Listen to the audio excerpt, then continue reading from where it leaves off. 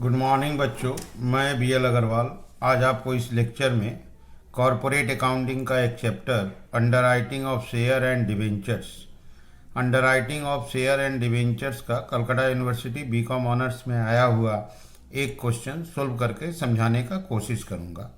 ठीक है, उम्मीद करूँगा आप लोग को समझ में आएगा। सबसे पहले आप लोग वीडियो को पॉज करके क्वेश्चन को लिख लीजिए, जिससे कि मेरे साथ साथ बनाने में आपको सहूलियत हो और आपको अच्छी तरह से समझ में आ सके। ठीक है, चले। ये रख दिया आपके सामने एक क्वेश्चन, CU 2018 का क्वेश्चन है। ये देखिए, कोई केमिको इंडस्ट्री लिमिटेड है, 10,000 शेयर इशू करेगा, 100 each eight A premium of 10 रुपया पर शेयर। इसका मतलब जो शेयर इशू होगा उसका इशू प्राइस 110 रुपया होगा। इंटायर इशू आज underwritten as follows. X 5,000 का अंडर राइटर है, वाई 3,000, जेड 2,000, जोड़िए इसको 10,000 हो जाएगा। इसीलिए लिखा था इंटायर इशू आज अंडर रिटेन, जिसमें एक्स का 5,000, वाई का 3,000, जेड का 2,000। अच्छा, फर्म अंडर राइटिंग भी है, एक्स का 1,000, वाई का 500 और जेड का 500। शेयर एप्लीकेशन आया है 9,000 शेयर के लिए आया है। मार्क एप्लीकेशन इसके अंदर है 3,500, 1,400, 1,600। इसका मतलब आपका टोटल है 6,500। तो 9,000 में से 6,500 मार्क है, तो बाद बाकी अनमार्क हो सकता है, और उसमें से अगर फर्म माइनस करे तो अनमार्क होगा। तो अनमार्क कैलकुलेट करने का दो तरीका है, एक है total application receipt minus mark और माइनस फर्म, और एक है total application receipt minus mark. दो तरीका है, इसको भी अनमार्क बोलते हैं और इसको भी अनमार्क बोलते हैं। तो ये वाला तरीका अगर फॉलो करते हैं तो इसका मतलब हुआ कि फर्म अंडर राइटिंग को मार्क माना गया, और इसका मतलब हुआ फर्म अंडर राइटिंग को अनमार्क माना गया। तो कैसे भी एक तरीका से अप्लाई कर सकते हैं, क्योंकि क्वेश्चन में कुछ बोला नहीं है। यहाँ बोला है liability of underwriter calculate कीजिए और commission claimed by each as per law. तो लॉ के हिसाब से maximum commission 5% under section 40 of companies act 2013। तो लास्ट में हम लोग 5% कमीशन कैलकुलेट करके शो कर देंगे। ठीक है, तो ये हुआ क्वेश्चन।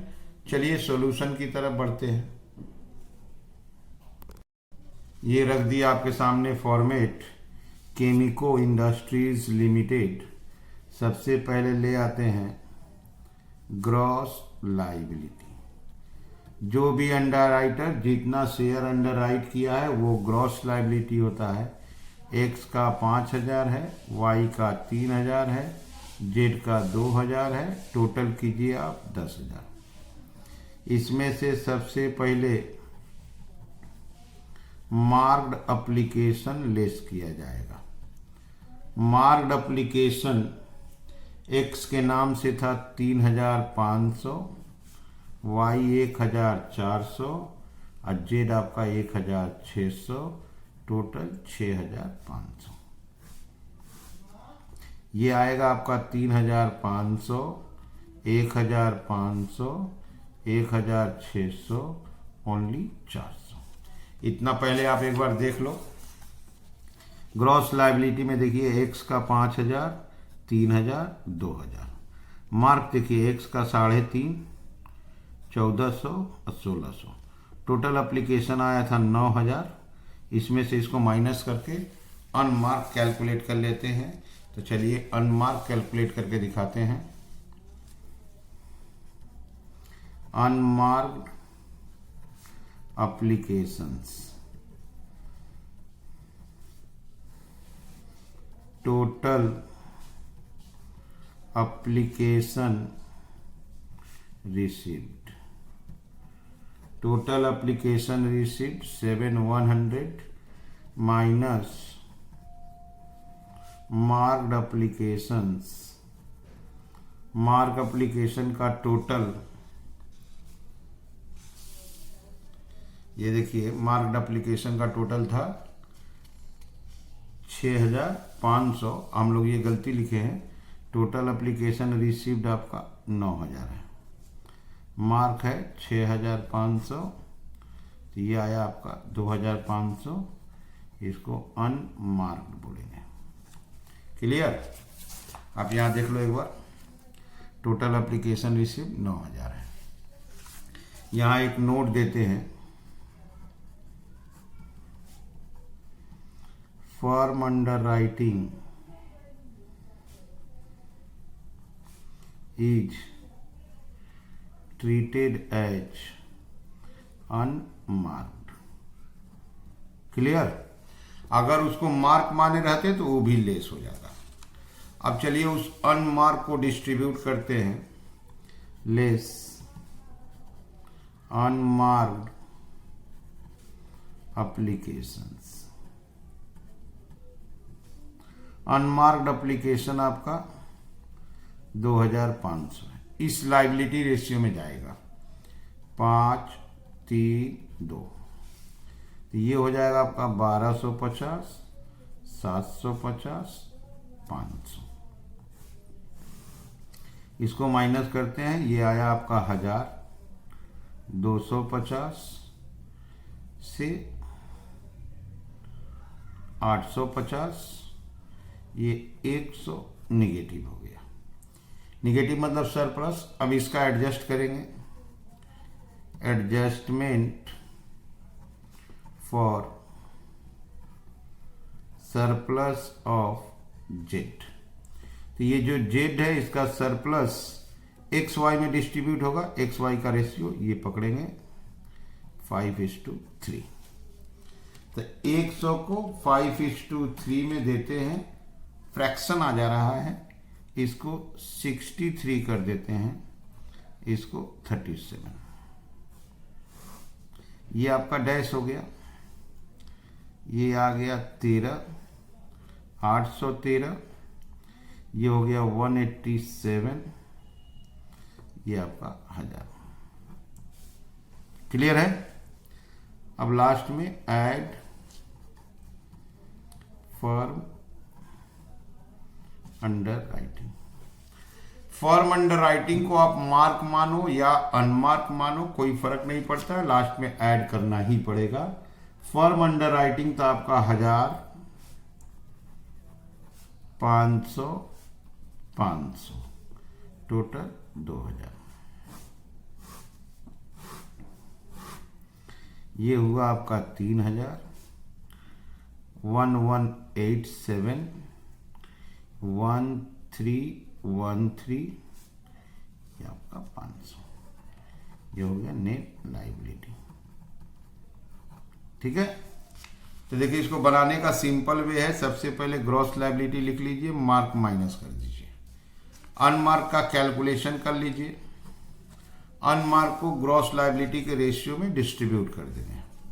अगर कोई निगेटिव आ गया तो वो सरप्लस माना जाता है, उसको दूसरे में एडजस्ट कर देते हैं अकॉर्डिंग टू देयर रेशियो। देखिए सब पॉजिटिव है, लास्ट में फर्म अंडर राइटिंग ऐड करेंगे, नेट लायबिलिटी आ जाएगा। ठीक है? यहां देखिए बोला है calculate liability of each under writer, calculate हो गया। यहां बोला कमीशन, अब वो भी एज पर लॉ। क्लियर? तो यहां देते हैं अंडर राइटर्स कमीशन। ठीक है? कैसे कमीशन आएगा? Gross liability into issue price into 5%। 5% कहाँ से आया वो भी आपको बताया जाएगा। ठीक? ग्रॉस लायबिलिटी आप देख लो एक बार, एक्स का है 5000, 3000 और 2000। ये है आपका 5000, 3000, 2000। इसमें आपको इंटू करना है इशू प्राइस से। इशू प्राइस आप देखो यहाँ पे 100 का शेयर है, 10 रुपया प्रीमियम, दैट इज 110 में इशू करना है। तो इसका इंटू हो जाएगा ₹110 into 5%।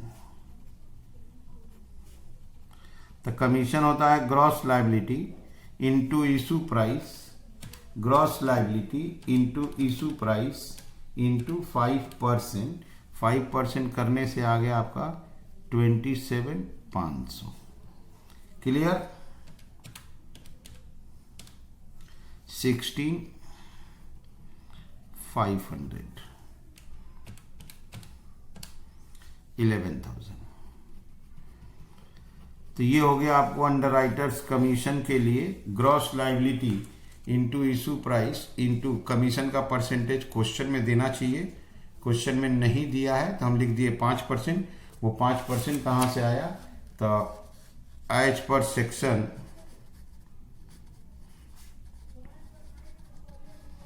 40 of the companies act 2013, maximum underwriting commission on shares will be 5% of issue price। Clear?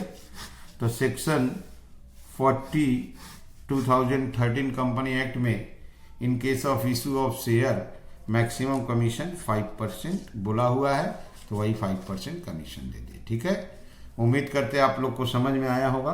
Okay, thank you, bye.